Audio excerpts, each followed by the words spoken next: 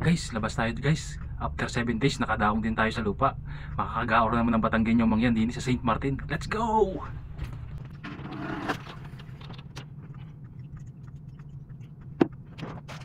Hindi ko kayo sandali para maganda yung ating posibilidad sa beach.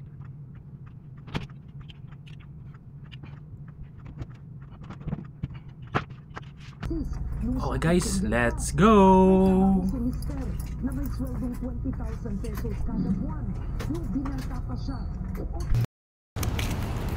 Guys, may katabi kaming barko ngayon, malaki, Virgin Cruise Line. Ayan siya, laki.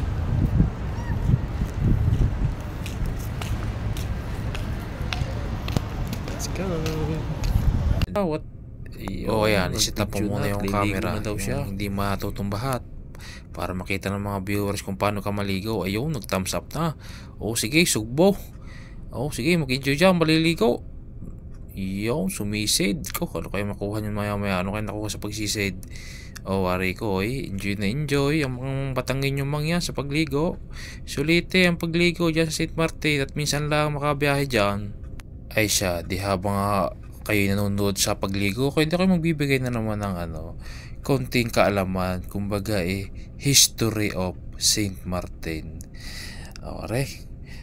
The island was first settled in the 18th century by Arabian merchant who named it Jazeera. During the British occupation, the island was named of the 10th Deputy Commissioner of Chittagong, Mr. Martin as St. Martin Island. Ayun naman pala ang konting kaalaman tungkol sa St. Martin Island. Oh, di yun nga, di nakapagbigay na ako sa inyo ng konting kalaman. Di ako na may maghahanap din ng endorser ng aking page na The World Cruiser. O sige, pasok. Galingan nyo ha, kaya mahalang renta ko sa inyo. Shout out World Cruiser Vlog. Shout out to the World Cruiser Vlog. Thank you. Take care, guys. My vlog, the World Cruiser. Cut to them.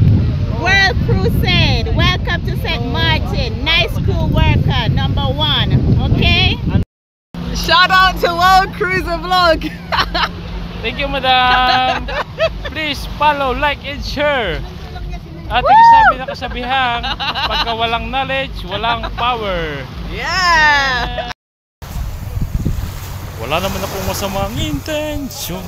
Ang gusto ko lang naman like, follow, and share. At nag-iiwan na ang kasabihan, kapag walang knowledge, walang power. Bye-bye!